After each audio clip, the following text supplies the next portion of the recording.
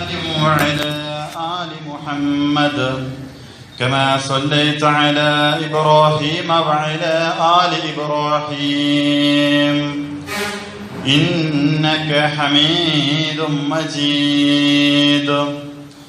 اللهم بارك على محمد وعلى آل محمد كما باركت على إبراهيم وعلى آل إبراهيم إنك حميد مجيد.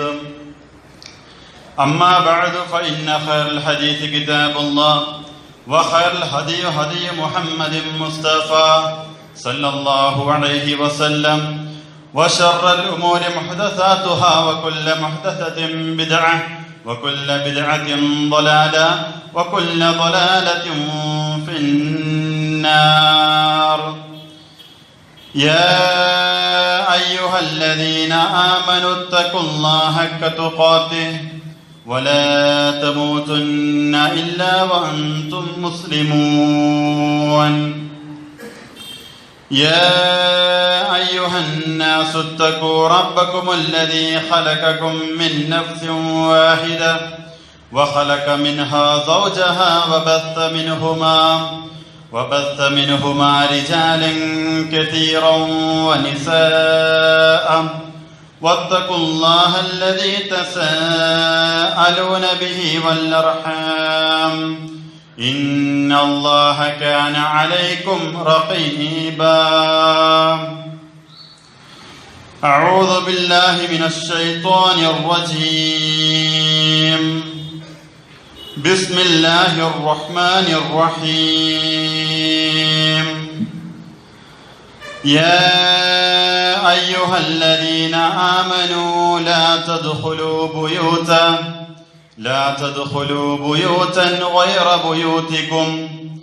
غير بيوتكم حتى تستأنسوا وتسلموا على أهلها ذلكم خير لكم لعلكم تذكرون. സ്നേഹധന്യരായ വിശ്വാസിനികളെ, അല്ലാഹു സുബ്ഹാനഹു വ തആലയുടെ മഹത്തായ വിധിവിലക്കുകൾ ജീവിതത്തിന്റെ മുഴുവൻ മേഖലകളിലും കഴിവിന്റെ പരമാവധി സൂക്ഷിച്ചുകൊണ്ട് ജീവിക്കണമേ എന്ന് ആദ്യമായി എന്നോടെന്ന പോലെ നിങ്ങൾ ഓരോരുത്തരോടും വസിയത്ത് ചെയ്യുകയാണ്. റബ്ബ് സുബ്ഹാനഹു വ തആല നാളെ അവന്റെ ജന്നാത്തുൽ ഫിർദൗസിൽ നമ്മെ ഓരോരുത്തരെയും ഉൾപ്പെടുത്തി അനുഗ്രഹിക്കുമാറാകട്ടെ. വ്യത്യസ്തങ്ങളായ കുടുംബങ്ങളിലും വ്യത്യസ്തങ്ങളായ നാടുകളിലും വ്യത്യസ്തങ്ങളായ ചിന്തകളിലൂടെ വ്യത്യസ്തങ്ങളായ പ്രതീക്ഷകളിലൂടെ ആഗ്രഹങ്ങളുടെ ജീവിക്കുന്ന ഒരുവനാണ് മനുഷ്യൻ. ഒരു മനുഷ്യന്റെ ഇഷ്ടവും താല്പര്യവുമല്ല മറ്റൊരു മനുഷ്യന്, ഒരു മനുഷ്യന്റെ ആഗ്രഹങ്ങളല്ല മറ്റൊരു മനുഷ്യൻ. എന്നാൽ ഭൂമി ലോകത്തുള്ള എല്ലാ മനുഷ്യരും ഒരുപോലെ കിട്ടണമെന്നും ഒരുപോലെ കൊടുക്കണമെന്നും ആഗ്രഹിക്കുന്ന ഒരു നിഅമത്തും അല്ലാഹു സുബ്ഹാനഹു വ തആലയുടേത്.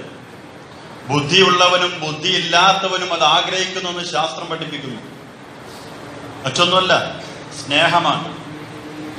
പരസ്പരമുള്ള സ്നേഹം. അത് എനിക്ക് മറ്റുള്ളവന് കിട്ടണം, അത് എനിക്ക് മറ്റുള്ളവന് കൊടുക്കാൻ കഴിയണമെന്ന് ആഗ്രഹിക്കുന്നവരാണ് എല്ലാ മനുഷ്യരും.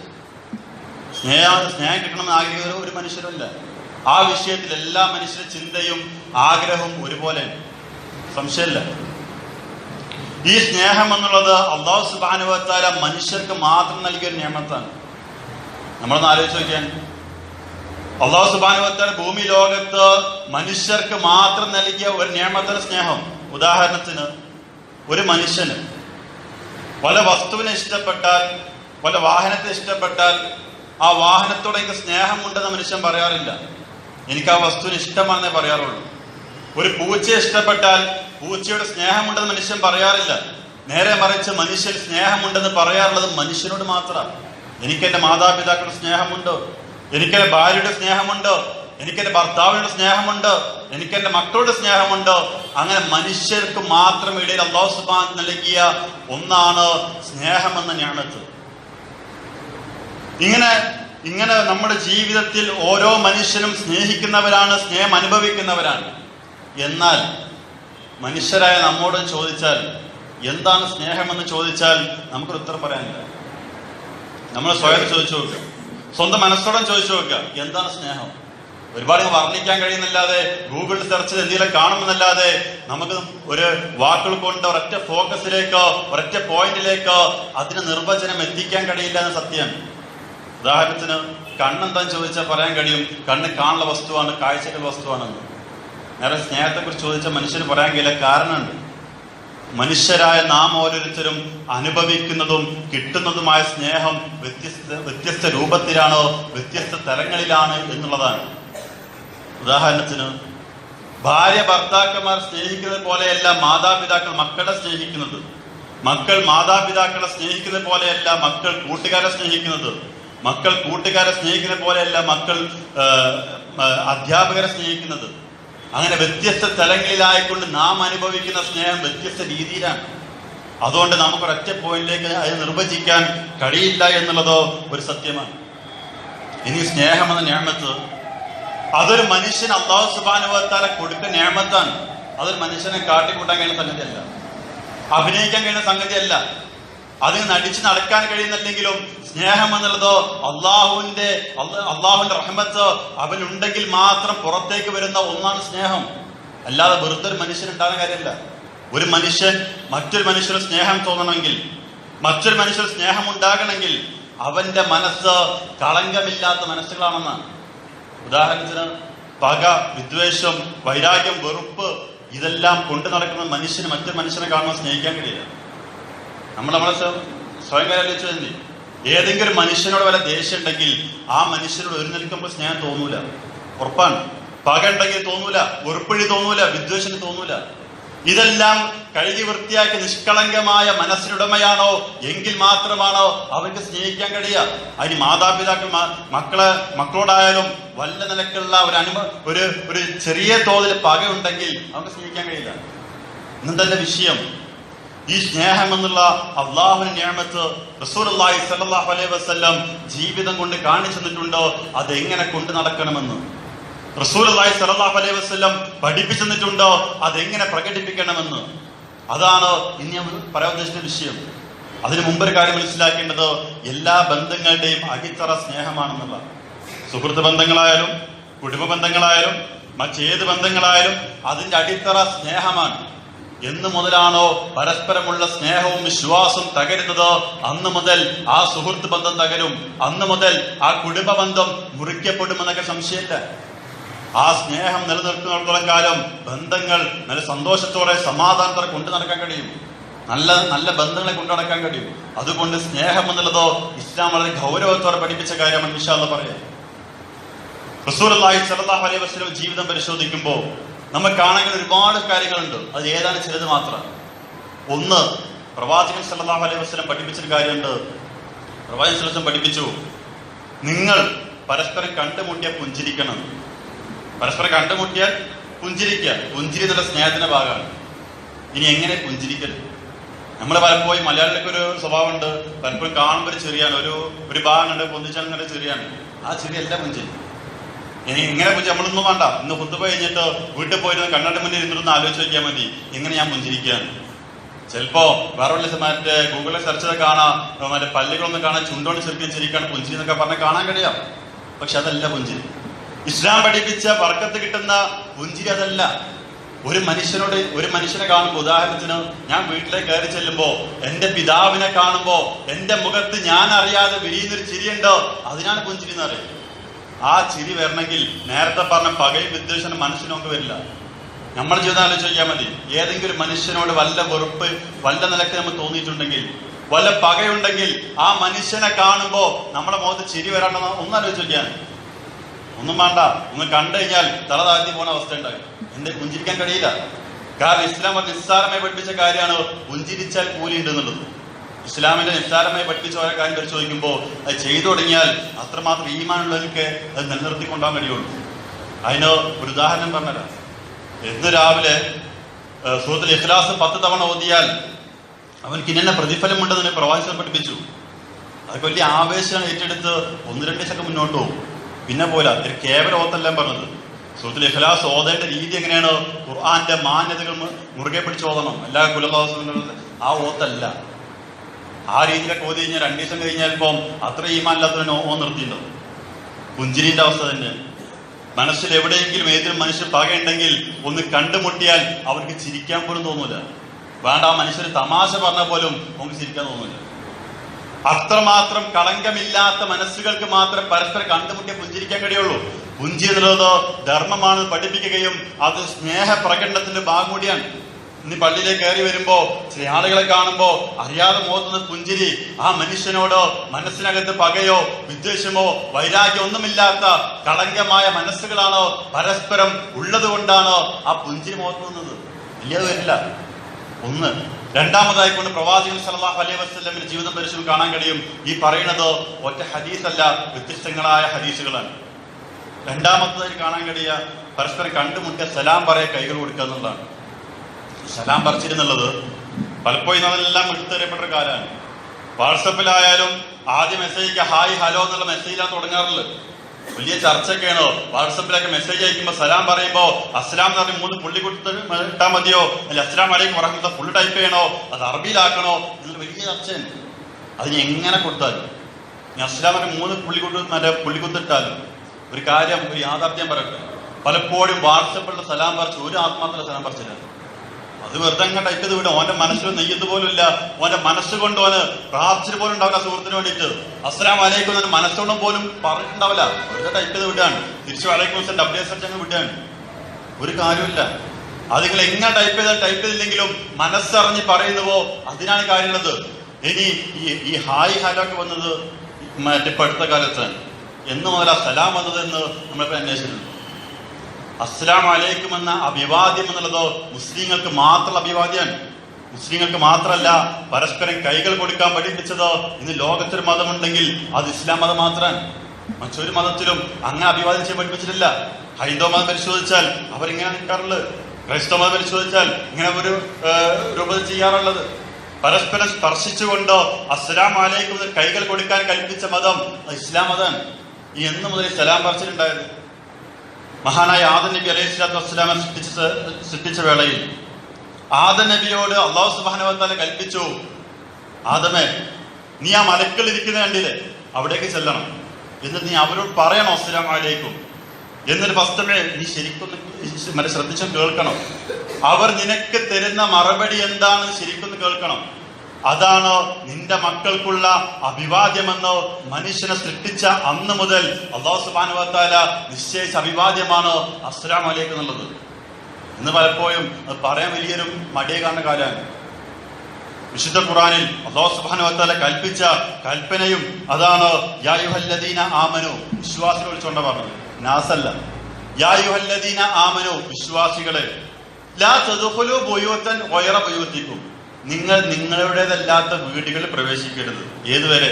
ഹത്താ തസ്തഅനിസു വ തുസല്ലിമു അലാ അഹ്ലിഹാ, ആ കുടുംബത്തോട് സലാം പറഞ്ഞ് അനുവാദം വാങ്ങുന്നത് വരെ നിങ്ങൾ നിങ്ങളുടെ വീടുകളിൽ പ്രവേശിക്കാൻ പാടില്ല എന്ന് ഇസ്ലാം അല്ലാഹു സുബ്ഹാനഹു വ തആല കൽപ്പിച്ച കൽപ്പനയാണ്. സലാം പറയണമെന്നാണ്. ഒരു മുസ്ലിം മറ്റു മുസ്ലിമെ കടമ പഠിപ്പിച്ചെടുത്ത് ഒന്നാമത് പഠിപ്പിച്ച് സലാം പറയാനാണ്. ഇന്ന് പലപ്പോഴും ചിലപ്പോൾ സലാം പറയാറുണ്ട്, ഒരു കേവലം സലാമാണ്. ഇസ്ലാമിൽ ഒരു ഇതുമില്ലാതെ കേവലം സലാമാണ്. നേരെ മറിച്ച് സലാം പറയുമ്പോൾ പരസ്പരം കൈകൾ കൊടുക്കാൻ പറ്റിയവരാണെങ്കിൽ കൈകൾ കൊടുക്കണം. ആ കൈ കൊടുക്കുന്ന ഒരു പ്രത്യേകത ഉണ്ട്. കാരണം ഞാൻ നേരത്തെ പറഞ്ഞ ഒരു പകയും മറ്റു വിദ്വേഷമുള്ള മനുഷ്യനാണെങ്കിൽ ആ മനുഷ്യരെ സദസ്സിൽ കാണുമ്പോൾ ഒരു കേവലം സലാം തൊള്ളയോടെ ഒന്നുകൂടെയില്ല. പക്ഷെ ആ മനുഷ്യന് കൈ കൊടുക്കാന്നാണ് വലിയ പ്രയാസമായിരുന്നു. അതുകൊണ്ടാണ് പ്രവാചകൻ പഠിപ്പിച്ചത്, നിങ്ങൾ പരസ്പരം തമ്മിൽ തെറ്റിയാൽ ആദ്യം ചെന്നുകൊണ്ട് ആരാണോ സലാം പറയുന്നവൻ അവനാണ് അള്ളാഹുമായി കൂടുതൽ അടുത്തവനാണ്. അത്ര ഈമാനുള്ളവർക്ക് കഴിയുള്ളൂ. പരസ്പരം തമ്മിൽ തെറ്റി നടക്കുന്ന മനുഷ്യർ ആ തെറ്റിയ അതേ സ്പോട്ടിലോ അതേ ചൂടിൽ ചെന്നുകൊണ്ട് അസ്സലാമു അലൈക്കും എന്ന് പറഞ്ഞ കൈകൾ കൊടുക്കാൻ കൈ നീട്ടാനുള്ളൊരു മനസ്സുണ്ടല്ലോ, ആ മനുഷ്യന് അള്ളാഹുമായി കൂടെ അടുത്ത മനുഷ്യൻ അവനക്ക് കഴിയുള്ളൂ. അല്ലാതെ ആ പ്രഷറൊന്നും കഴിയില്ല. സലാം പറിച്ച് വലിയ ഗൗരവ വിഷയമാണ്. പ്രവാചകൻ സല്ലല്ലാഹു അലൈഹി വസല്ലം പഠിപ്പിക്കുന്ന മറ്റു ഹദീസിൽ കാണാൻ കഴിയും, സ്വർഗത്തിൽ പോകുന്ന ഏതാനും ചില കാര്യങ്ങൾ നബി സ്വല്ലല്ലാഹു അലൈഹി വസല്ലം പഠിപ്പിക്കാൻ. അതിൽ ഒന്നാമത് എണ്ണിയത് ഉഫ്ശുസ് സലാം. നിങ്ങൾ സലാം വർദ്ധിപ്പിക്കണം എന്നാണ്. സലാം വർദ്ധിപ്പിക്കണം എന്നാണ് ഒന്നാമത് എണ്ണിയത്. ഉഫ്ശുസ് സലാം, സലാം വർദ്ധിപ്പിക്കുക. വഅതിമുത് ത്വആം, പാവപ്പെട്ടവർക്ക് ഭക്ഷണം നൽകുക. വസിലുൽ അർഹാം, നിങ്ങളുടെ കുടുംബ ബന്ധങ്ങൾ, മുറിഞ്ഞ ബന്ധങ്ങൾ അത് ചേർക്കുക. വസല്ലു വന്നാസു നിയാമുൻ, ജനങ്ങൾ ഉറങ്ങുന്ന വേളയിൽ രാത്രി തഹജ്ജുദ് നമസ്കരിക്കുക, എന്നാൽ നിങ്ങൾ സ്വർഗത്തിൽ പ്രവേശിക്കാമെന്ന് പ്രവാചകൻ സല്ലല്ലാഹു അലൈഹി വസല്ലം എണ്ണിയ 4 കാര്യങ്ങളിലും ഒന്നാമത് സലാം പറയണം എന്നുള്ളതാണ്. പ്രവാചകൻ സല്ലല്ലാഹു അലൈഹി വസല്ലം പഠിപ്പിക്കുന്ന മറ്റു കാണാൻ കഴിയും. ലാ തദ്ഖുലുൽ ജന്നത, നിങ്ങൾ ഒരാളും സ്വർഗത്തിൽ പ്രവേശിക്കില്ല. ഹത്താ തുഅ്മിൻ, നിങ്ങൾ മുഅ്മിനീങ്ങളാകേണ്ടത് വരെ, വിശ്വാസികളാകേണ്ടത് വരെ നിങ്ങൾ ഒരാൾ സ്വർഗത്തിൽ കയറില്ല. ലാ തുഅ്മിനു ഹത്താ തഹാബു, നിങ്ങൾ ഒരാൾ മുഅ്മിനീങ്ങളും ആവില്ല. ഏതുവരെ? പരസ്പരം സ്നേഹിക്കുന്നവരെ മുഅ്മിനീങ്ങളാവില്ല. അപ്പൊ എങ്ങനെ സ്നേഹിക്കല്? പ്രവാചകൻ പഠിപ്പിച്ചു സലാമ, നിങ്ങൾ സലാം വർദ്ധിപ്പിക്കുക. സലാം വർദ്ധിപ്പിക്കുക എന്നുള്ളത്, പരസ്പരം കണ്ടുമുട്ടിയ സലാമിന് കൈ കൊടുക്കുക എന്നുള്ളത് സ്നേഹബന്ധത്തിന്റെ പ്രകടനമാണ്. നമ്മള് വലിയ പരാതികൾ പറയാറുണ്ട്. എന്റെ മകന് മദ്രസ വിട്ട് വീട്ടിൽ വരുമ്പോ കയ്യും തന്നില്ല. മക്കളെ കൊണ്ട് കാര്യമില്ല. നമ്മളെ കാര്യം ആലോചിക്കാൻ. പണി കഴിഞ്ഞ് തന്നെ ഭർത്താവ് വീട്ടിൽ കയറുമ്പോ ഭാര്യ മുന്നുണ്ടായാലും ഒന്ന് സലാം പറഞ്ഞ് കൈ കൊടുത്ത് ആ ശീലം വീട്ടിൽ നിന്ന് കാണിച്ചു കൊടുക്കണം മക്കൾക്ക്. നല്ല മക്കൾ മാതാപിതാക്കളെ കൈ എടുക്കാൻ വരുള്ളൂ. നമ്മളെ സ്വയം കാര്യം വെച്ചാൽ മതി. ഒന്നും വേണ്ട, നമ്മൾ പുരുഷന്മാരെ ആലോചിച്ച് നോക്കിയാൽ മതി. ഭാര്യ പിതാവ്, അതാ അമ്മോശാൻ കൈ കൊടുത്തിട്ട് എപ്പോഴേക്കാരും ആ നിക്കാഹിന്റെ കരാർ പറയുന്ന വേളയിലേക്കാണ് കൈ കൊടുത്തത്. പിന്നെ ആ മനുഷ്യന്റെ വീട്ടിൽ എത്ര വട്ടം താമസിക്കാൻ പോയാലും ഇസ്ലാം അലൈക്കാരെ കൈ നീട്ടി പൊന്തിക്കാന്നല്ലാതെ പിന്നെ കൈ വിട്ടുണ്ടാവില്ല. ഇതല്ല, പരസ്പരമുള്ള സ്നേഹമുള്ള മനസ്സുകളാണെങ്കിൽ അവർ പരസ്പരം കൈ കൊടുക്കണം എന്നാണ്.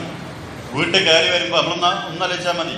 നമ്മുടെ വീട്ടിൽ കയറുമ്പോ നമ്മുടെ ഭാര്യ കാത്തിട്ടുണ്ട്, അവർക്കൊന്ന് പോയി അസ്ലാം അലൈക്കും കൈ കൊടുക്കുമ്പോ അവരുടെ മനസ്സിലുണ്ടാകുന്ന ഒരു സന്തോഷമുണ്ട്. അതാണ് സ്നേഹം ഇസ്ലാം പഠിപ്പിച്ചത്. അതാണ് സ്നേഹം. നമ്മളെ മക്കൾക്കും ചെന്ന് അസ്ലാം അലൈക്കും കൈകൾ കൊടുക്കുമ്പോ അവർക്കാണ് സന്തോഷമുണ്ട്. അതാണ് സ്നേഹം. ഈ നിലക്ക് പരസ്പരം കൈകൾ കൊടുത്തുകൊണ്ട് സലാം പറയാൻ നമുക്ക് കഴിയേണ്ടതുണ്ട്. ഇന്നതെല്ലാം വലിയൊരു കുറച്ചിലായി കാണുന്ന കാലമാണ്. ഇത്ര നല്ല അഭിവാദ്യം ലോകത്ത് ഇസ്ലാമിലെ വേറെ പഠിപ്പിച്ചിട്ടില്ല. മറ്റേത് മതസ്ഥരുടെ അഭിവാദ്യം പരിശോധിച്ചാലും അത് എല്ലായിടത്തും കാണാറില്ല. അതൊക്കെ അവരുടെ പണ്ഡിതന്മാരും നേതാക്കന്മാരെ ആളുകൾ മാത്രം ചെയ്യുന്ന ഒരു കാര്യമാണ്. ചില മതങ്ങളുടെതെല്ലാം അതെല്ലാം ചില വിമാനത്തിൽ കയറി മാത്രമേ കാണാറുള്ളൂ, വേറെ കാണാറില്ല. നേരെ മറിച്ച് മുസ്ലിം അഭിവാദ്യമല്ല, പരസ്പരം കണ്ടുമുട്ടൽ എപ്പോഴാണോ അപ്പൊ സലാം പറയണമെന്നാണ്. അതുകൊണ്ട് സലാം പറയാൻ വളരെ ഗൗരവമുള്ള വിഷയമാണ്. അത് സ്നേഹത്തിന്റെ ഭാഗമാണ്. സലാം പറയുക, പരസ്പരം കൈകൾ കൊടുക്കുക എന്നുള്ളതാണ്. കൈകൾ കൊടുക്കാൻ പറ്റിയവർക്ക് ചെന്ന് കൈ കൊടുക്കുക എന്നുള്ളത് പരസ്പരം പകയും വിദ്വേഷമുള്ള മനുഷ്യനോ പരസ്പരം കൈകൾ സ്പർശിക്കാൻ കഴിയില്ല. ഉറപ്പാണ്. കളങ്കമില്ലാത്ത മനസ്സുകൾക്ക് മാത്രമേ പരസ്പരം കൈയെടുത്ത് സ്പർശിക്കാൻ കഴിയുള്ളൂ. കാരണം അതിന് ശാസ്ത്രം തന്നെ അങ്ങനെ പഠിപ്പിച്ച കാര്യമാണ്. മനുഷ്യശാസ്ത്രത്തിൽ പഠിപ്പിക്കുന്ന ഒരു കാര്യമാണ്. ഒരു മനുഷ്യൻ ദേഷ്യം ഉണ്ടെങ്കിൽ ആ മനുഷ്യനെ അടുത്തിരിക്കാൻ പോലും മനുഷ്യൻ പുറത്തു പോകുന്നതാണ്. അതിന്റെ ഭാഗമാണ്. ഇതെല്ലാം എടുത്തെറിഞ്ഞോ വല്ല മനുഷ്യനും വല്ല പകയ വിദ്വേഷം ഉണ്ടെങ്കിൽ അതെല്ലാം മായച്ചുകൊണ്ടോ നല്ല സ്നേഹബന്ധം കൊണ്ടു നടക്കാൻ നമുക്ക് കഴിയേണ്ടതുണ്ട്. മൂന്നാമതായിക്കൊണ്ട് പ്രവാചകൻ സല്ലല്ലാഹു അലൈഹി വസല്ലമയുടെ ജീവിതം പരിശോധിക്കുമ്പോൾ കാണാൻ കഴിയുന്നത്, പ്രവാചകൻ സല്ലല്ലാഹു അലൈഹി വസല്ലം പഠിപ്പിച്ചത് നിങ്ങളുടെ ഇഷ്ടം അറിയിക്കലാണ്. നിങ്ങളുടെ സുഹൃത്ത് ഏത് വ്യക്തിയും ഇഷ്ടപ്പെടുന്നുണ്ടെങ്കിൽ ആ വ്യക്തിയോട് ആ ഇഷ്ടം അറിയിക്കുക എന്നുള്ളതാണ്. ഇഷ്ടം അറിയിക്കാൻ പറയുമ്പോ തെറ്റിദ്ധരിക്കരുത്. ഇഷ്ടം അറിയിക്കാൻ അറിയുമ്പോ അപ്പൊ ഇനി ആ ആലോചിച്ചിട്ട് ഇപ്പൊ നാളെ പിന്നെ അയക്കലോടി അങ്ങാടി പോയി നിന്നിട്ടോ ഏത് പെൺകുട്ടിയെ കണ്ട് ഇഷ്ടപ്പെട്ടാൽ എനിക്ക് നിന്നെ ഇഷ്ടാട്ടോ, ഞാൻ സുന്നത്തെടുക്കാൻ വലിയ സുന്നത്തെടുക്കാൻ വേണ്ടിയിട്ട് എന്ത് ചെയ്യണ്ട. അത് ഹറാമാണ്. വിവാഹത്തിന് മുമ്പുള്ള പ്രണയം ഹറാമാണോ?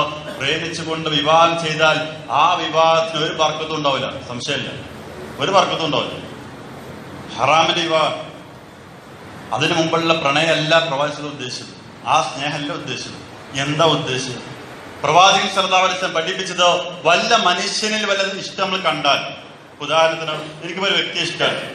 ചിലപ്പോൾ ആ വ്യക്തിയുടെ ആറ്റിറ്റ്യൂഡാണ് എനിക്ക് ഇഷ്ടമുള്ളത്. അത് വ്യക്തിയോട് ചെന്ന് പറയണം, നിങ്ങളെ ആറ്റിറ്റ്യൂഡ് എനിക്ക് ഇഷ്ടമാട്ടോ. അല്ലെങ്കിൽ ചിലപ്പോൾ ചില വ്യക്തികളുടെ സൗണ്ട് ആയിരിക്കും ഇഷ്ടപ്പെട്ടത്. ആ വ്യക്തിയോട് പറയണം. ആ വ്യക്തിയുടെ നന്മകൾ എന്താണോ ആ നന്മയാണ് നമുക്ക് ആകർഷിച്ചതെങ്കിൽ, ആ നന്മയാണ് നമുക്ക് ഇഷ്ടപ്പെട്ടതെങ്കിൽ ആ മനുഷ്യൻ ചെന്ന് പറയാം. ആ സ്ഥലത്ത് ആ മനുഷ്യൻ്റെ സന്തോഷമുണ്ട്, ഒരു സന്തോഷമുണ്ട്. ആ സന്തോഷവും നമ്മോടുള്ളൊരു കമ്മിറ്റ്മെന്റ് ഉണ്ട്. അതാണ് സ്നേഹം. ഉദാഹരണത്തിന് ഒരു മനുഷ്യൻ ക്ലാസ് എടുത്തു, ഒരു അധ്യാപകൻ സ്കൂളിൽ ക്ലാസ് എടുക്കാൻ നല്ല ക്ലാസ്സാണ്, നമുക്ക് ഏറെ ഇഷ്ടപ്പെട്ട ക്ലാസ് ആണെങ്കിൽ ആ അധ്യാപകനെ ചെന്നുകൊണ്ട് പറയാണ്, നിങ്ങൾ ക്ലാസ് നല്ല ഇഷ്ടപ്പെട്ടിട്ടോ, നല്ല ഉപകാരപ്പെട്ടിട്ടോ എന്ന മനുഷ്യനോട് പറയുമ്പോ ആ മനുഷ്യന് ഈ പറയുന്ന വ്യക്തിയോട് അന്നേരം ഒരു കമ്മിറ്റ്മെന്റും ഒരു താല്പര്യമുണ്ട്. അതാണ് സ്നേഹം. നമ്മള് പലപ്പോഴും പുരുഷന്മാരെ നിഷ്കാണിക്കാൻ പറയാറുണ്ട്. സ്വന്തം എന്റെ ഭാര്യ ഉണ്ടാക്കി കൊണ്ടെന്നാൽ അതിനെക്കുറിച്ച് നല്ല വർണ്ണിക്കാനോ ഒന്നും പലപ്പോഴും ചിലപ്പോൾ സമയം കിട്ടായ്മയാണോ ഈ മനഃപൂർവ്വം പറയാക്കാരാണ്. നേരെ മറിച്ച് അയൽപക്കത്തിൽ കൊണ്ടുവന്നു കഴിഞ്ഞാൽ അതിനെക്കുറിച്ച് നന്നായിട്ട് പറയും.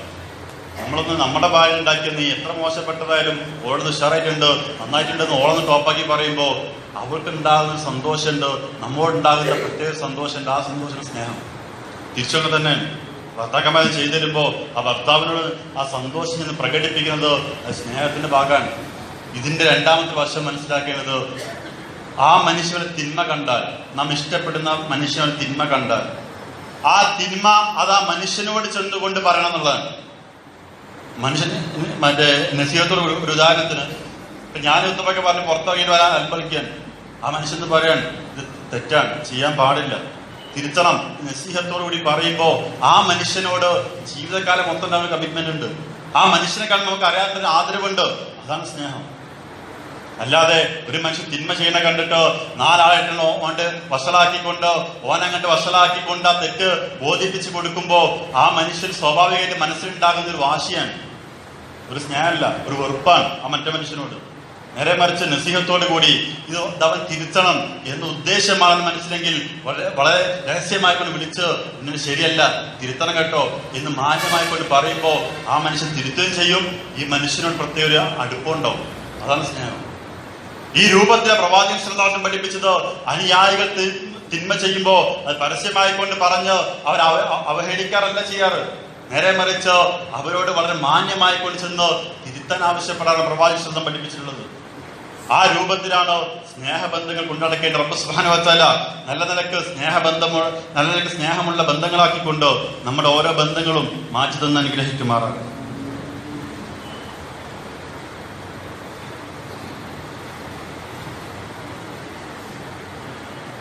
അൽഹംദുലില്ലാഹ് വസ്സലാത്തു വസ്സലാമു അലാ റസൂലില്ലാഹ് വഅലാ ആലിഹി വസ്ഹബിഹി അജ്മഈൻ. അമ്മാ ബഅദ്.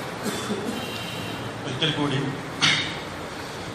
അല്ലാഹു സുബ്ഹാനഹു വ തആലയുടെ മഹത്തായ വിധിവിലക്കുകൾ ജീവിതത്തിന്റെ മുഴുവൻ മേഖലകളിലും കഴിവിന്റെ പരമാവധി സൂക്ഷിച്ചുകൊണ്ട് ജീവിക്കണമേ എന്ന് എന്നോടെന്ന പോലെ നിങ്ങൾ ഓരോരുത്തരും വസിയത്ത് ചെയ്യുക. പ്രവാചകൻ സല്ലല്ലാഹു അലൈഹി വസല്ലമയുടെ ജീവിതത്തിൽ പ്രവാചകന് സ്നേഹബന്ധങ്ങൾ നിലനിർത്താനും സ്നേഹം പ്രകടിപ്പിക്കാൻ കാണിച്ചെന്ന ഏതാനും ചില മാതൃകകൾ മാത്രമാണ് സംസാരിച്ചുകൊണ്ടിരുന്നത്. ഒന്ന്, കണ്ടുമുട്ടിയാൽ പുഞ്ചിരിക്കുക എന്നുള്ളത്. രണ്ട്, കണ്ടുമുട്ടിയ സലാം പറഞ്ഞ് കൈകൾ കൊടുക്കുക എന്നുള്ളത്.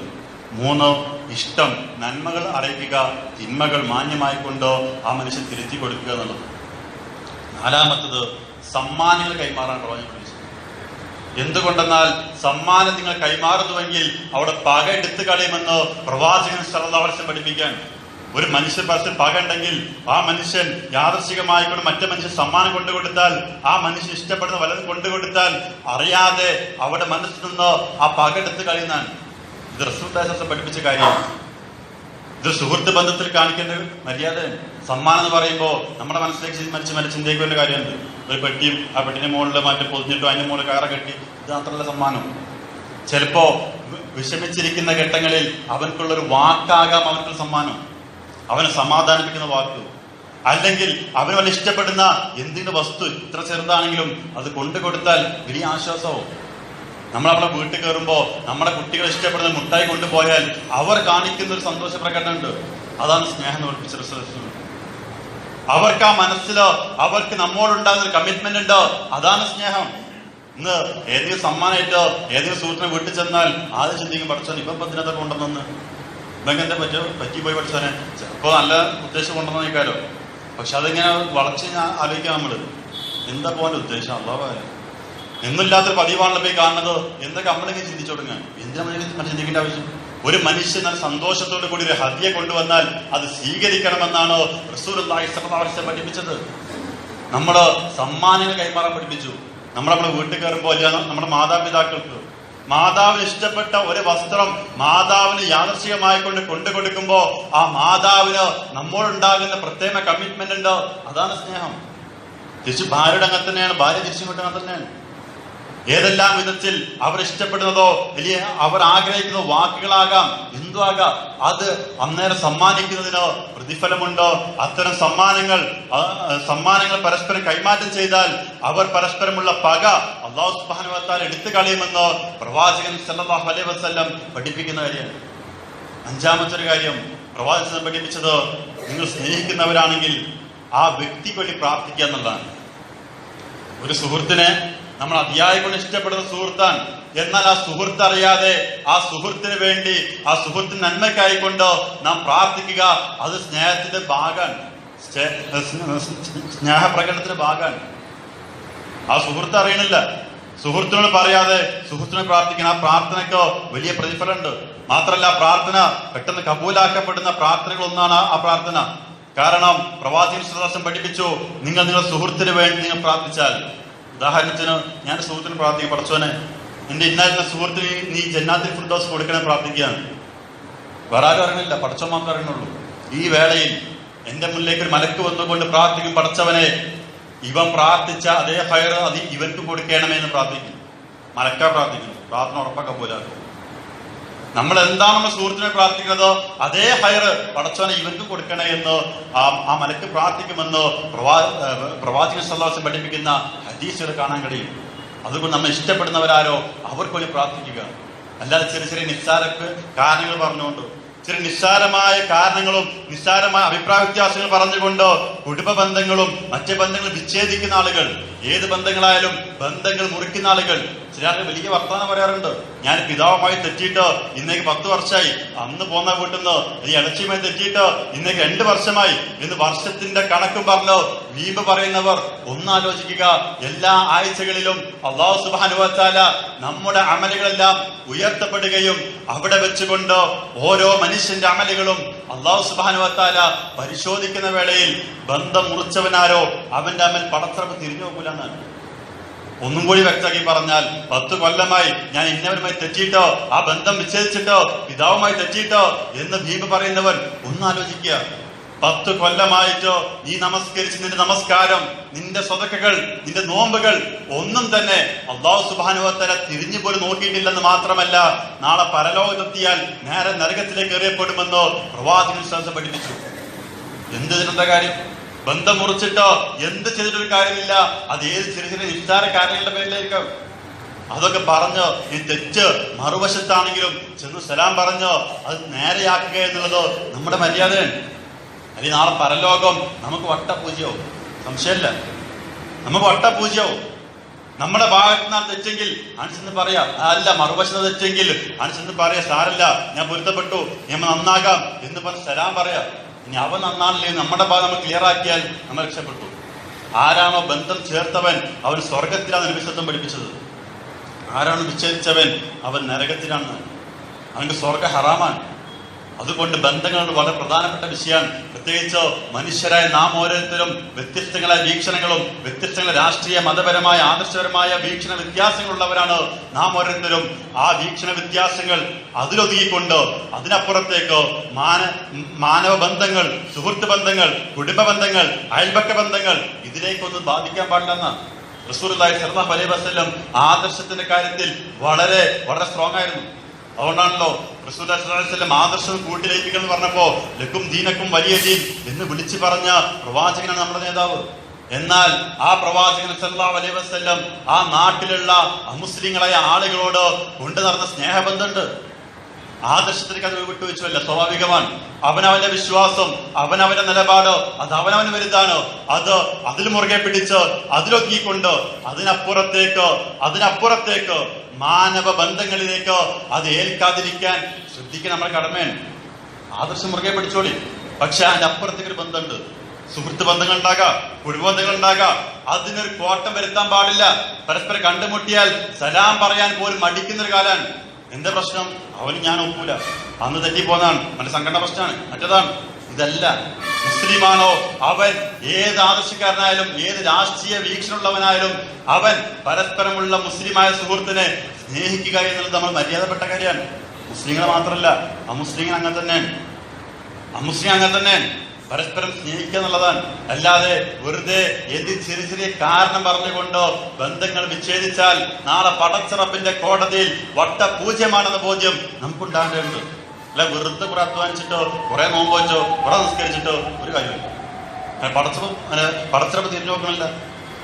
റബ്ബിന്റെ നോട്ടമാണെങ്കിൽ, റബ്ബിന്റെ റഹ്മത്ത് വേണമെങ്കിൽ നാം ഈ ഇത്തരം ബന്ധങ്ങളെല്ലാം കൂട്ടി യോജിപ്പിക്കാൻ കഴിയേണ്ടതുണ്ടോ?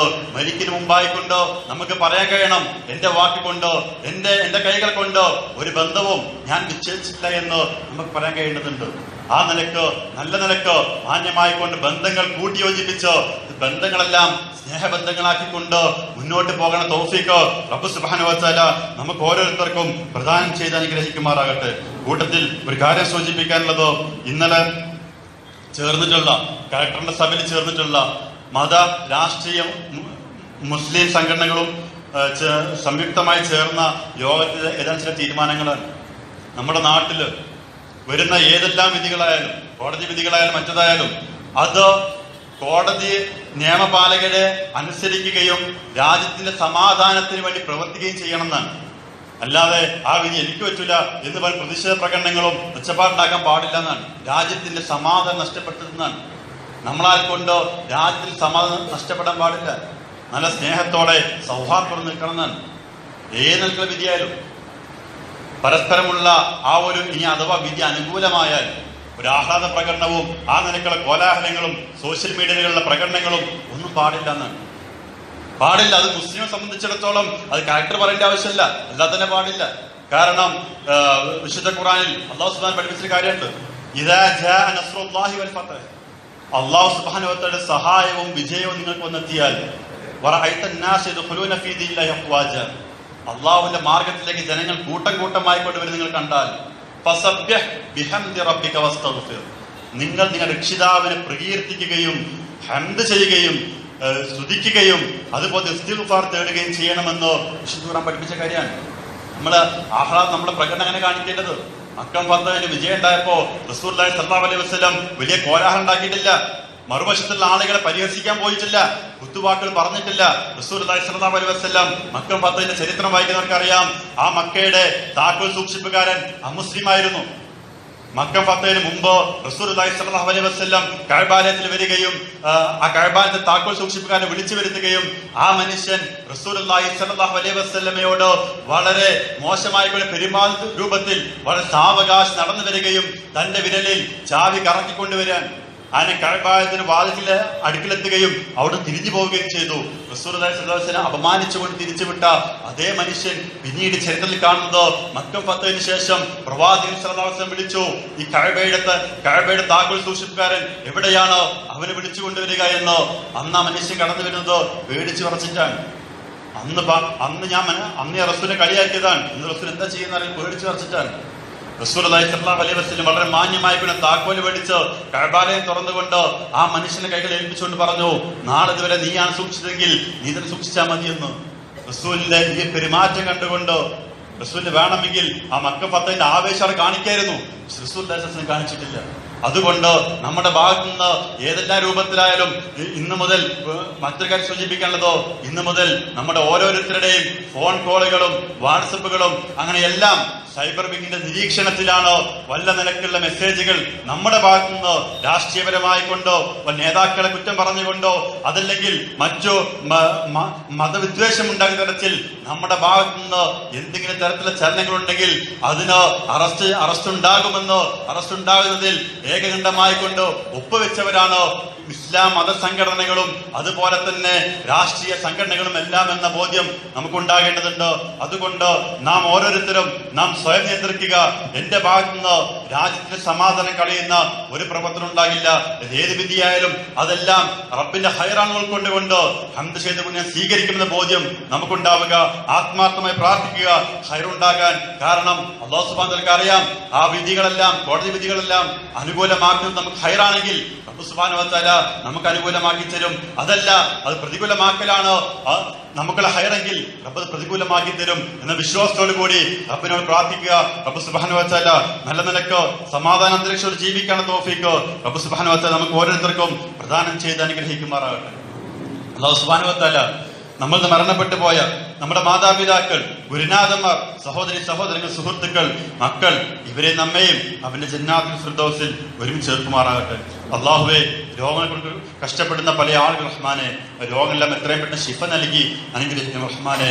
കൂട്ടുകാരെ സൂചിപ്പിക്കാനുള്ളതോ, ഈ പള്ളിക്ക് വേണ്ടിയിട്ടോ ഒരുപാട് സംഭാവന ചെയ്യുന്ന, പള്ളിക്ക് വേണ്ടി സദാ ഇടപെടുന്ന ഒരു വ്യക്തി ഇന്ന് രോഗമുള്ള പരീക്ഷണത്തിന് വിധേയമായിരിക്കുകയാണോ? എല്ലാവരും ആത്മാർത്ഥമായി പ്രാർത്ഥിക്കുക. അദ്ദേഹത്തിന്റെ രോഗം എത്രയും പെട്ടെന്ന് റബ്ബ് സുബ്ഹാനഹു വ തആല ശിഫ നൽകി അനുഗ്രഹിക്കുമാറാകട്ടെ. അല്ലാഹു സുബ്ഹാനഹു വ തആല അദ്ദേഹത്തിന്റെ രോഗം കൊണ്ട് അദ്ദേഹത്തിന്റെ പാപങ്ങളെല്ലാം പുറത്ത് മാപ്പാക്കി കൊടുക്കുമാറാകട്ടെ. അല്ലാഹു സുബ്ഹാനഹു വ തആല മരിക്കുന്ന വേളയിൽ ലാ ഇലാഹ ഇല്ലല്ലാഹ് ഉച്ചരിച്ചുകൊണ്ട് മരണപ്പെടുന്ന മുത്തഖീങ്ങളുടെ കൂട്ടത്തിൽ നമ്മെ ഓരോരുത്തരെയും ഉൾപ്പെടുത്തി അനുഗ്രഹിക്കുമാറാകട്ടെ. അല്ലാഹുവേ, നമ്മുടെ കബറിടങ്ങളെല്ലാം പ്രകാശപൂരിതവും വിശാലപൂരിതവും സ്വർഗീയ കബറിടങ്ങളാക്കിക്കൊണ്ട് മാറ്റിത്തരണം റഹ്മാനെ. അല്ലാഹുവേ, നിന്റെ ഭീകരവും മാരകവുമായ പരീക്ഷണങ്ങളിൽ നിന്ന് നീ ഞങ്ങളെയും നമ്മുടെ കുടുംബത്തെയും സമുദായത്തെയും രക്ഷപ്പെടുത്തി അനുഗ്രഹിക്കണം റഹ്മാനെ. അല്ലാഹുമ്മ ഗ്ഫിർ ലിൽ മുഅ്മിനീന വൽ മുഅ്മിനാത്ത് വൽ മുസ്ലിമീന വൽ മുസ്ലിമാത്ത് വൽ അഹ്യാഇ മിൻഹും വൽ അംവാത്ത് ഇന്നക മുജീബു ദഅവാതി വഖാദിൽ ഹാജാത്ത്. اللهم اعز الاسلام والمسلمين واذل الشرك والمشركين. اللهم اجرنا من النار، اللهم اجرنا من النار، اللهم اجرنا من النار، اللهم اجرنا واجر والدينا من النار. ربنا آتنا في الدنيا حسنة وفي الآخرة حسنة وقنا عذاب النار. آمين آمين برحمتك يا أرحم الراحمين.